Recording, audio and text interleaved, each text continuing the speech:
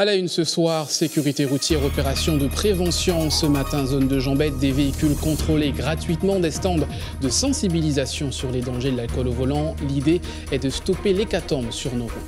La politique, les comptes de la ville de Fort-de-France pointés du doigt par l'opposition. Elle parle de 29 millions d'euros de déficit au lieu des 4 annoncés par l'exécutif municipal. La gestion financière serait opaque. Le maire se défend, vous l'entendrez. Dans ce journal, retour sur l'élection de Miss Martinique. Jade, voltigeur, couronnée hier soir au Grand Carbet. Elle représentera les couleurs de notre île à l'élection de Miss France. Ce sera le 16 décembre prochain. Enfin, le Martinique Rallye Tour, la compétition prend de l'ampleur depuis sa création l'année dernière. Deuxième étape ce dimanche avec un large public de passionnés de course automobile. Cette année, des compétiteurs internationaux sont présents. Voilà pour les titres. Bonsoir à tous. Merci de nous suivre en direct, notamment sur notre page Facebook. 21 morts sur les routes de Martinique depuis le début de l'année. En 2016, à la même époque, on dénombrait 17. Les autorités multiplient les actions de prévention et de répression. Ce matin, zone de Jambette au Lamentin, des stands d'information sur l'alcoolémie et la vitesse étaient proposés aux automobilistes. La vérification gratuite des véhicules était également au programme. Le reportage de Guy Raphaël René. Pour mieux profiter des vacances avec son véhicule, cet automobiliste profite de l'opération pour faire contrôler son éclairage. Ouais, le feu avant gauche aiguillé, c'est bon, là. Aujourd'hui, le diagnostic est gratuit et fait par des professionnels. Sur la route, le soir, pas mal de véhicules roulent avec un problème d'éclairage. Soit les feux à l'avant sont mal réglés, soit il y a une ampoule grillée. Donc, nous avons décidé, par rapport aux vacances et tranquillité vacances, de faire un contrôle aujourd'hui gratuitement sur le système d'éclairage. Donc nous contrôlons les phares, si c'est bien réglé, s'il y a un problème d'ampoule grillée, et nous faisons le nécessaire gratuitement aujourd'hui pour les clients. Résultat des courses, il y avait une ampoule à changer, donc ils l'ont fait gracieusement, et il y a également les optiques à polir. Voilà. Je n'y connais strictement rien en mécanique, donc c'est vraiment l'occasion là de savoir que j'avais un problème à ce niveau-là. Et le problème a été réglé tout de suite. Donc, Vous vérifiez ça souvent? Jamais. Jamais. Non, non. Okay, du coup, donc c'était une aubaine pour vous aujourd'hui? Exactement. Parmi les autres stands, le monde de la moto était bien représenté. Ici, un simulateur de conduite a permis aux petits et aux motards de se confronter à la réalité de la route. Le but, c'est d'aider à monsieur tout le monde, que ce soit les jeunes comme les moins jeunes, à prendre conscience que quand on est sur la route et qu'on est en moto, qu'on n'est pas seul. Qu'il y a d'autres usagers de la route, que ce soit des gens à moto comme eux-mêmes ou des gens en voiture. Et qu'on est obligé de tenir compte de tout ça pour, quand on roule, quand on fonctionne sur la route, quand on est un usager de la route, tenir compte aussi des panneaux de limitation de vitesse et tout ceci pour se protéger et rester en vie. Et pour mieux se rendre compte que la présence des gendarmes est souvent dissuasive, les usagers de la route ont pu essayer les contrôleurs de vitesse, l'occasion de se retrouver de l'autre côté des jumelles. Ça permet de sensibiliser, de voir effectivement que le travail que fait les forces de l'ordre dans cette partie de sensibilisation, bon, ça permet de voir effectivement qu'il faudra qu'on prenne conscience de savoir que la vitesse, c'est pas forcément une bonne chose et qu'il faut soulever le pied. J'ai constaté que ça les fait freiner là. Depuis qu'on se montre de faire cette démonstration, ils sont en train de soulever le pied sur la pédale. La vitesse, une des principales causes de la mortalité sur les routes. 22 décès ont déjà été recensés depuis le début de l'année. Un constat qui a incité les organisateurs à mettre en place cette opération. Il faut qu'on arrête de se tuer sur la route. Donc nous avons décidé avec nos moyens, beaucoup de bénévoles, beaucoup de partenaires, comme vous voyez ici présents, nous avons décidé aujourd'hui de marquer un coup d'arrêt de la mortalité sur la route. En attendant la prochaine édition, le travail de prévention devrait continuer durant les vacances. Selon l'organisation, un espace sera consacré chaque week-end à la sécurité routière dans le quotidien France-Antilles. Dans l'actualité de ce samedi, cette conférence de presse de l'opposition du conseil municipal de Fort-de-France. Son chef de file, Francis Carole, pointe du doigt les finances de la commune. Il y aurait 29 millions d'euros de déficit sur le compte administratif 2016.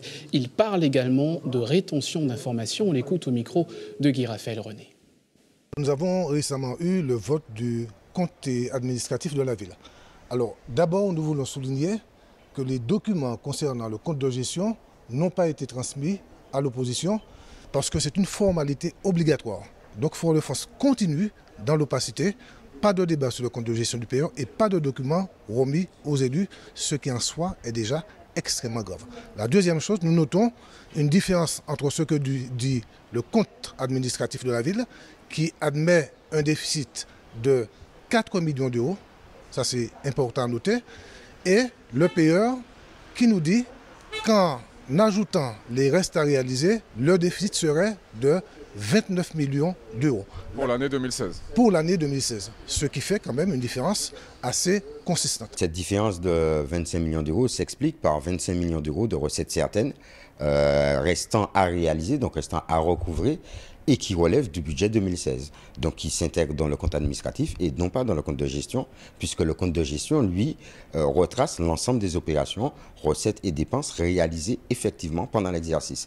Et après le 31 décembre, toutes les recettes et toutes les dépenses qui relèvent de l'exercice 2016 sont intégrées au compte administratif, ce qui donne la différence et l'écart entre un compte de gestion et un compte administratif. S'ils veulent des éléments d'information, il suffit qu'ils les demandent. C'est facile de ne pas venir, c'est facile de ne rien demander, et puis de dire le rapport de synthèse ne contient pas l'exhaustivité des éléments financiers de la ville, et donc il y a de l'opacité. C'est pas très sérieux.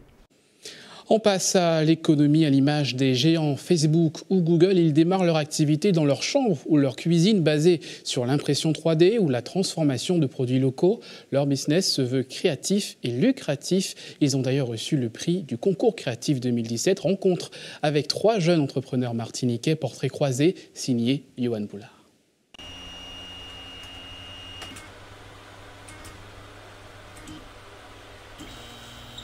Aux manettes de cette imprimante 3D, le binôme William Estel. 2 jeunes entrepreneurs mordus de conception et d'impression nouvelle génération. Ils veulent aujourd'hui vivre leur passion et en faire leur gagne-pain. L'impression 3D, ça marche bien, c'est en plein boom. Donc on espère aussi, au travers de ce lancement d'entreprise, gagner notre vie correctement. Même si c'est une passion, quand on peut travailler dans sa passion, je pense qu'on n'a plus grand-chose à demander. Il y a beaucoup de choses à faire, beaucoup de pièces qu'on peut imaginer, beaucoup d'idées à mettre en œuvre et à créer. Vous avez ici une bobine de fil plastique qui va venir descendre ici dans cette petite cartouche chauffante. Et il y a 3 moteurs qui vont déplacer l'axe ici de manière à dessiner en 3D, en relief, l'objet qu'on a décrit ici à l'ordinateur. S'ils partagent l'intérêt pour la création en 3 dimensions, ils ont aussi un parcours similaire. Après une classe préparatoire scientifique, ils intègrent des écoles d'ingénieurs, deviennent doctorants puis entrepreneurs. Leur projet est aujourd'hui récompensé. Ils sont les premiers lauréats du concours créatif 2017. C'est une expérience qui a été très enrichissante, qui nous a permis de mûrir encore plus notre projet et qui va nous permettre justement d'avoir une très bonne visibilité pour notre entreprise au niveau de la population martiniquaise. On va rajouter le miel. Frédéric est lui aussi lauréat de ce même concours, en 4e position. Dans son mélangeur, des produits locaux comme la farine de manioc en passe d'être transformés en barres énergétiques. L'idée principale, le pilier, ça va être d'utiliser des matières 100% naturelles. Donc ça va être ça. Et à chaque fois, voilà, je vais essayer de trouver quelque chose qui soit équilibré, que ce soit en protéines, en lipides et en glucides, et pas très sucré. Donc je vais analyser en fait et rechercher les propriétés de chaque ingrédient. Les produits ne sont pas sélectionnés au hasard, donc ingénieur en agroalimentaire, ses connaissances lui permettent de composer des snackings sains et équilibrés. Dedans, on va retrouver les raisins secs naturels, bien sûr, pour le plein d'énergie, dedans, qu'on va mélanger. Ensuite, on va rajouter de la graine de chia, en fait. Donc, ça va être cette petite graine-là qui va être extrêmement riche en bonnes protéines. Donc, ça va être des protéines végétales, un peu comme la noix de cajou, en fait. Donc, ça va être très riche aussi en fibres pour favoriser le système digestif. Comme Frédéric, William ou Estel, ils sont nombreux à monter leur entreprise chaque année en Martinique. En 2016, 3209 structures ont vu le jour, un chiffre inférieur à la moyenne nationale. Eux sont peut-être de futurs chefs d'entreprise, les bacheliers. Plusieurs semaines après l'annonce des résultats, les récompenses continuent de pleuvoir. Hier après-midi, à la CTM, les plus méritants étaient conviés à une cérémonie en leur honneur. On écoute quelques-uns de ces jeunes diplômés au micro d'Anaïs Gall. Ça fait plaisir, c'est la fin, c'est une belle récompense et on se sent bien récompensé des efforts qu'on a faits. J'étais content, un peu gêné, mais vraiment j'étais content. J'ai quand même beaucoup travaillé cette année et puis ça m'a fait quand même plaisir d'être remercié et félicité. Je vais faire une prépa TSI et puis ensuite intégrer une école d'ingénieur. Je pars à Lyon, de l'établissement INSA de Lyon, c'est une école d'ingénieur. Je vais suivre une formation de 5 ans. Mettre le meilleur en exergue pour inciter tous les élèves de Martinique à aller vers l'excellence, à aller, si vous voulez, en s'améliorant. Et quand nous disons que nous récompensons les élèves méritants, ce sont naturellement des élèves qui ont eu des résultats conséquents aux examens pendant l'année, mais c'est également des élèves qui se sont signalés par leur bon comportement, par parfois leur aide à leurs camarades de classe, par également leur investissement dans les activités des établissements et même en dehors. Donc c'est tout cela qui est mis en relief par cette manifestation. Elle n'a que 18 ans et vient d'être couronnée Miss Martinique 2018. Jade Voltiger a été élue hier soir en décembre prochain.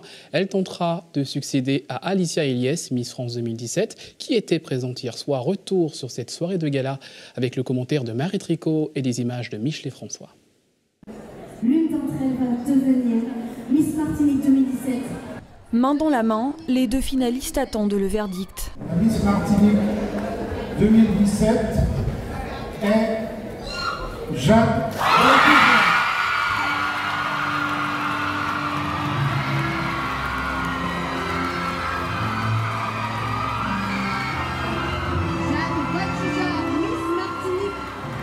Jade Voltiger reçoit la couronne de Miss Martinique des mains de Miss France elle-même. La Foyalaise de 18 ans espère marcher dans les pas de la Miss Guyanaise et compléter le tableau des ultramarines qui, depuis quelques années, s'illustrent dans le concours national. La nouvelle représentante de la Martinique pour une année. Elle succède donc à Aurélie Joachim. Pourquoi pas aller plus loin, aller à Miss Monde ou Miss Univers. Et aussi, un projet qui me tient à cœur, c'est représenter la Ligue contre le cancer pendant tout mon règne. La famille de Jade a fait le déplacement. Après des semaines d'encouragement, le sacre de Jade marque le début d'une vie adulte. La sagesse, de grandir, de trouver une bonne situation et puis de rester aimable avec tout le monde, toujours. Pendant plus de 2 heures, les 10 candidates au titre de Miss Martinique ont dévoilé leur charme, rêvant de s'envoler pour la grande finale parisienne. Hier soir, c'est sur la scène du Grand Carbet qu'elles ont fait leur premier pas sous les projecteurs.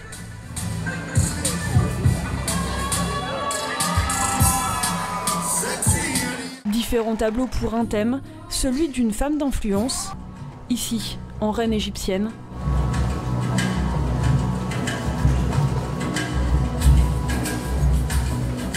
Ces Cléopâtres des temps modernes ont abandonné le pagne pour le maillot de bain, puis la tenue de soirée.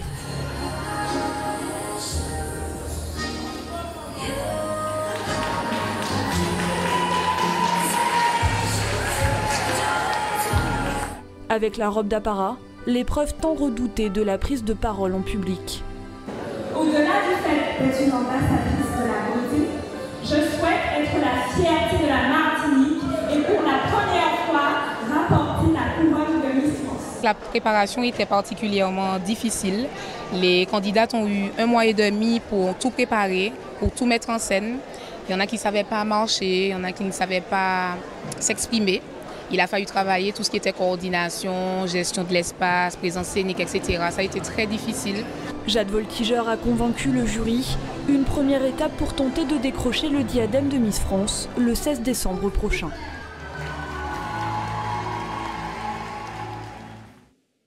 Un peu de sport maintenant avec le Martinique Rally Tour. La compétition de course automobile se déroule ce week-end. Les organisateurs veulent en faire un rendez-vous incontournable de la Caraïbe. Pour la 2e édition, ils ont réussi à attirer des pilotes internationaux pour le plus grand plaisir du public. Reportage lors de la 2e journée de la course avec José Le Chertier. Une vingtaine de pilotes prennent le départ de la 2e édition du Martinique Rally Tour. De WRC au World Rally Car sont venus grossir les rangs des véhicules qui évoluent en championnat du monde. Derrière leur volant, des pilotes de renom, Simon Jean-Joseph et Jeffrey Ponton de la Jamaïque. Une participation motivée par une organisation sans faille. On a montré patte blanche pour la première édition, on n'a pas été mauvais et des pilotes justement comme Simon Joseph et Jeffrey Ponton nous font confiance. Quand ils se déplacent avec des grosses machines, des grosses structures, ils savent qu'ils vont drainer de la foule, donc on doit avoir nous de la répartie. Et c'est grâce au travail qu'on a fourni et à la présence de ces gens-là que le MRT va devenir un bel événement caribéen.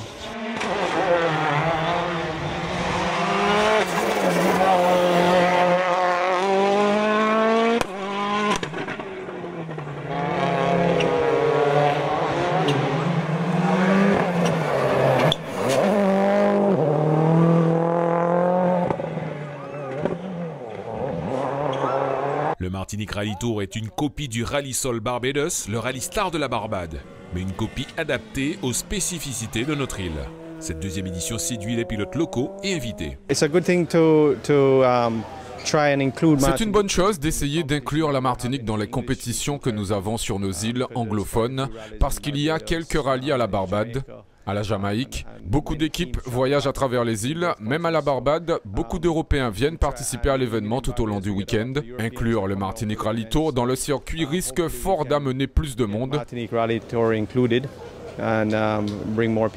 J'espère que le MRT continuera à vivre et pourquoi pas avoir un plus gros plateau que cette année. Les gens sont contents, les pilotes aussi apprécient le tracé et au niveau des riverains et de tout le monde, on sent quand même que les choses repartent. Que les choses repartent et que ce rendez-vous devienne incontournable, c'est l'objectif à atteindre.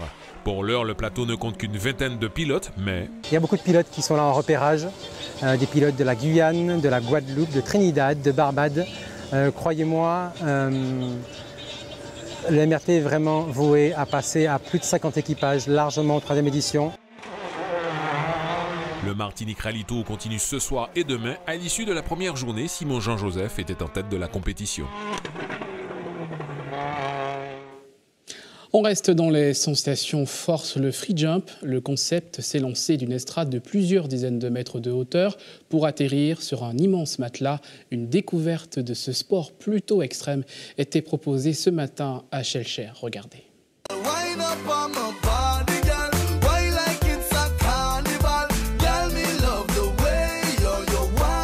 Merci Free Jump Caraïbes, on est sur le premier saut au paradis évidemment. Et ouais. La Martinique, elle nous offre ça. La Caraïbe aussi. Et Free Jump Caraïbes. Magnifique! On est bon! Top.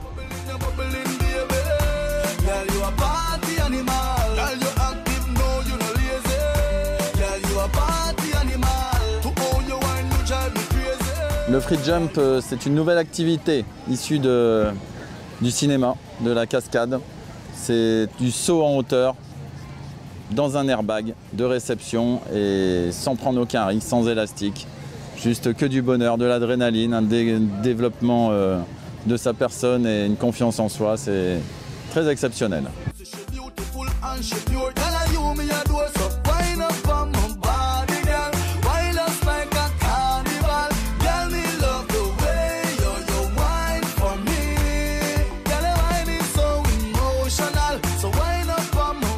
C'est pas du saut à l'élastique, c'est beaucoup mieux. C'est un matelas directement, ça fait beaucoup moins peur. Les plus jeunes peuvent le faire sans pression, donc franchement, c'est cool. Il faut juste être en très bonne santé pour pouvoir sauter. C'est à la portée de tout le monde, donc de 7 à 77 ans.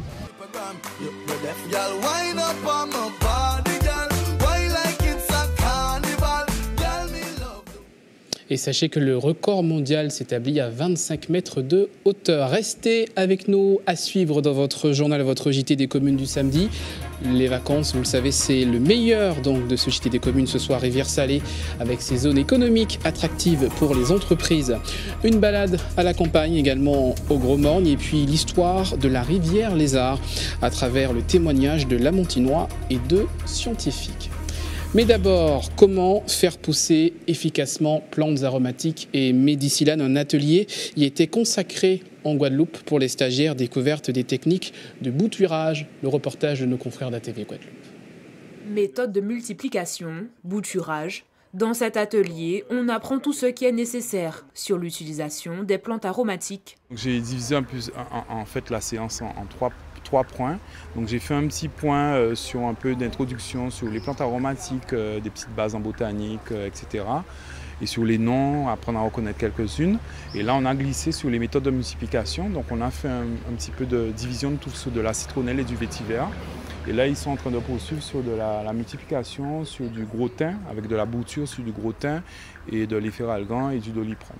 Des connaissances locales que recherchent de plus en plus ceux qui privilégient les remèdes naturels. De plus en plus, on a nos jardins juste à côté de chez nous et on ne sait pas comment utiliser les plantes. Donc c'est toujours intéressant de s'informer. Et là, c'est un super atelier puisque ça permet de savoir à la fois comment utiliser les plantes, mais aussi comment les cultiver. Mise en place dans le cadre du programme d'activité du Parc national de Guadeloupe, il s'agissait également d'étudier des sources de solutions alternatives de traitement pour les plantes malades. C'est notre patrimoine, il faut qu'on le connaisse pour pouvoir le transmettre aux générations futures. Et en plus, bon là on est ça fait quand même quelques années, et ça a été accéléré par le Grenelle de l'environnement entre autres, qu'on est plus dans une dynamique de durabilité et au niveau agricole aussi. Et donc les plantes aromatiques permettent, en les associant à des cultures vivrières ou maraîchères, de réduire l'utilisation de produits phytosanitaires en faisant des associations culturelles de par leurs propriétés répulsives. Et aussi, certaines peuvent être utilisées comme pour préparer des traitements pour pouvoir traiter les plantes malades. Prochain rendez-vous, l'atelier forme et couleurs chez les plantes ornementales. Retour en Martinique avec ces informations pratiques. Plusieurs quartiers du Lamentin privés d'eau potable ce samedi. La commune de Saint-Joseph serait également concernée selon la Société martiniquaise des eaux. Certains problèmes techniques sur les usines de Rivière-Blanche et de Directoire qui a occasionné la rupture de l'alimentation. Vous voyez à l'écran les différentes communes concernées. Les réparations sont en cours. Patience si donc vous êtes concerné par ces coupures d'eau. Et puis des travaux de raccordement d'EDF demain sur la rocade. La chaussée sera réduite toute la journée entre l'échangeur de Dillon et celui de la route des religieuses dans le sens Lamentin-Chelcher. Prudence donc sur cette route. Enfin, demain, votre planning du don du sang entre 8h et 13h sur la commune du Marigot, place de la baie Fond-d'Or, donc pour ceux qui souhaitent faire un don du sang. C'est l'heure de retrouver votre JT des communes, le best-of. Ce soir, Rivière-Salée qui accueille de nombreuses entreprises grâce à ses zones d'activité économique. Une balade à la campagne au Gros-Morne en compagnie d'une agricultrice passionnée. Enfin, redécouverte de la Lézarde, la rivière source d'inspiration pour Édouard Glissant.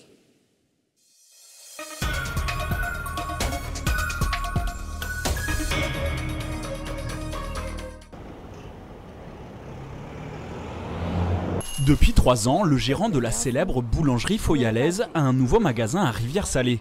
Un choix qui pourrait sembler étrange de prime abord, mais qui s'avère en fait stratégique. Alors j'ai choisi Rivière-Salée pour une simple raison, c'est qu'en fait on est au carrefour du sud, du centre-sud. Et pour moi ça me permettait de retrouver cette partie de clientèle qui ne descendait plus à Fort-de-France. On est tout proche de l'aéroport également, donc pour moi aussi stratégiquement c'est intéressant parce qu'on livre beaucoup sur l'aéroport. On travaille beaucoup donc avec la zone de fret et les clients directement à l'aéroport. Donc voilà un petit peu la raison pour laquelle, et puis c'est une zone qui se développe bien commercialement. Oui, 2 penchons pour la complète. Et il s'estime heureux d'y avoir pu s'y installer. Ouais, effectivement, on a une clientèle professionnelle, mais c'est surtout que je vois le dynamisme de la ville, tous les commerces qui s'installent, la difficulté que j'ai eu à trouver un local. Donc ça reflète bien cette volonté justement qu'ont les commerçants, en tout cas monsieur tout le monde, de vouloir trouver un local à Rivière-Salée. Mais Max a toutes les raisons de voir son commerce perdurer, à l'image de ce garage implanté dans la même zone depuis plus de 20 ans. Widi a su développer l'activité de son père. Cette entreprise existe depuis 1993, créée par mon père dans un premier temps. Et ensuite, à l'issue de mes études et de mon expérience professionnelle dans le domaine de la réparation automobile en métropole, quand je suis rentré en Martinique, j'ai ouvert mon atelier de mécanique générale. Et en complément de l'entreprise de mon père, qui lui est axé sur la carrosserie peinture. Et donc, on a évolué dans ce sens-là depuis quelques années. Et donc, jusqu'à maintenant, ça va. Et il ne voit aucune raison de bouger, puisqu'il a tout ce dont il a besoin sur place. Quel que soit dans le domaine de la restauration ou même la médecine, on a des pharmacies à côté, on a un établissement où il y a des docteurs, des dentistes, un petit peu de tout. Il y a des centres commerciaux pas trop loin aussi. Il y a des magasins de pièces détachées où dans mon domaine justement c'est très efficace, très pratique. Dans les années 60, Rivière-Salée a vu ses 2 usines de canne à sucre fermer. Moins touristique que ses communes voisines, elle a su trouver d'autres solutions pour conserver son attractivité commerciale. Alors nous avons d'abord construit la zone de l'Espérance qui se trouve à la sortie de Rivière-Salée en direction du quartier des Marinières médecins sur 34 000 m², donc un peu plus de 3 hectares. Et ensuite celle de Logier qui est encore plus importante et qui fait à peu près 5 hectares. Donc nous avons plus de 8 hectares qui regroupent actuellement une centaine d'entreprises. Avec une nouvelle zone d'activité qui devrait être construite à l'angle de la RN5 et de la RD7 menant vers les 3 îlets, la commune saléenne devrait encore avoir quelques beaux jours devant elle.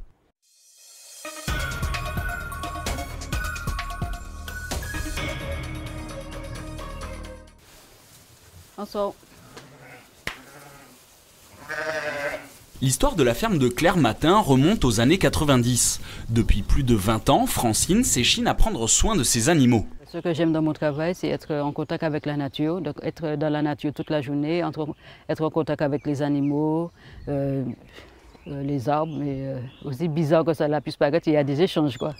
Même si elle ne bénéficie pas du label bio, c'est au bon grain et en plein air que Francine nourrit ses cabris. Quand ils vont rentrer vers 3 h, donc ils auront l'heure concentrée et de l'herbe à nouveau dans la mangeoire.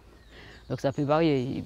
Des fois, si ce n'est pas du concentré, c'est de la banane broyée ou de la canne broyée, mais ils ont toujours quelque chose à l'intérieur. La banane, je récupère dans l'exploitation de la Thibault ou la Poulette. Comme on est entre 2 exploitations de bananes, donc c'est assez facile d'avoir la banane. Et de l'autre côté de la ferme, le même traitement est réservé aux cochons, eux aussi chouchoutés. Tous les matins, je nettoie le parc. Donc le parc est lessivé. Après, ils ont leur concentré. Et après le concentré, je donne de la banane ou de la canne broyée.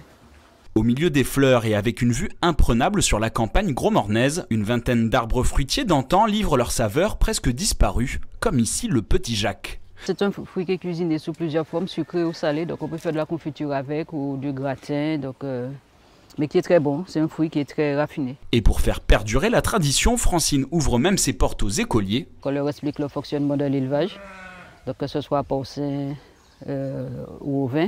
Et puis les différentes espèces en arbre fruitier. Il y a beaucoup de variétés, les jeunes ne connaissent pas forcément toutes les variétés. Donc, et puis bon, il y a beaucoup de personnes de ville. Donc au moins quand ils viennent à la campagne, ils découvrent. C'est une passion de transmettre. Et dans cette ferme, rien ne se perd et tout se transforme. C'est le jardin créole familial, donc on a nos épices, tomates, céleri, persil, oignons, thym bois. Donc, on fait notre jardin pour la consommation familiale. Alors donc les déchets, on les stocke dans un coin pour faire du compost. Donc quand on l'a composté, donc quand ça s'est transformé, on introduit dans les carots et c'est avec qu'on plante, quoi. On n'utilise pratiquement pas d'engrais. Francine ne compte pas s'arrêter là, elle espère pouvoir ouvrir un centre aéré rapidement pour accueillir plus d'enfants à la journée et ainsi conserver les traditions grosmornaises plus longtemps.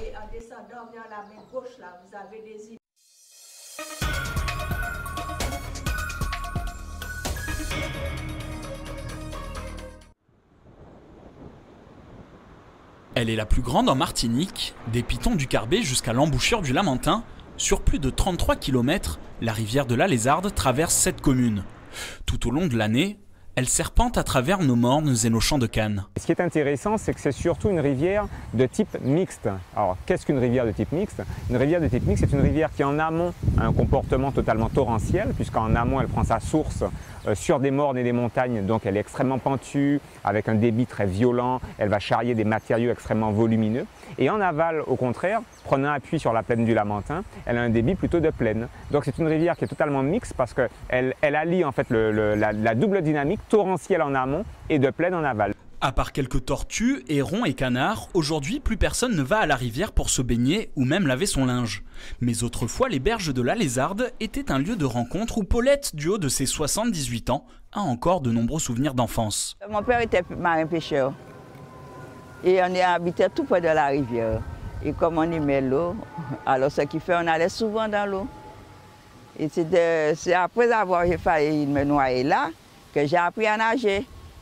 Et puis on faisait des plongeons, on faisait des courses, on faisait des câlins, c'est avec des câlins. Et puis mon père avait un épervier, vous voyez l'épervier?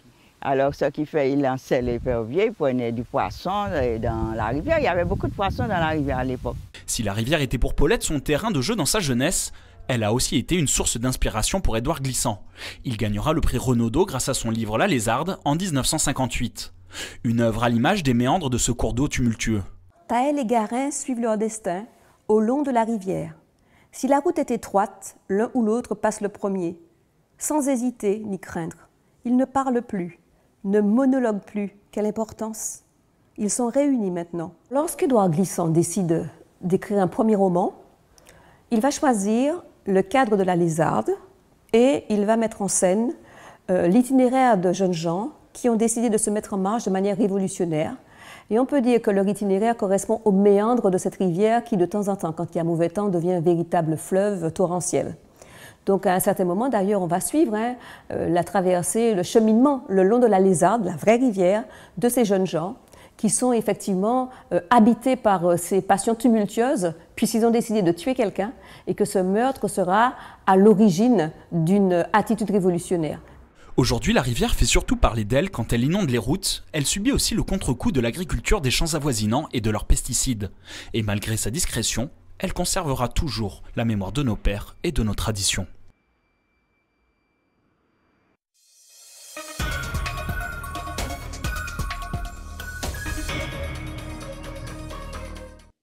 Voilà, c'est ainsi qu'on referme cette édition. Avant de se quitter, je vous rappelle les principales informations développées dans ce journal. Opération de sensibilisation à la sécurité routière. Ce matin, plusieurs véhicules contrôlés gratuitement et des stands de prévention contre l'alcool et la vitesse à l'initiative de la gendarmerie et d'entreprises du secteur automobile.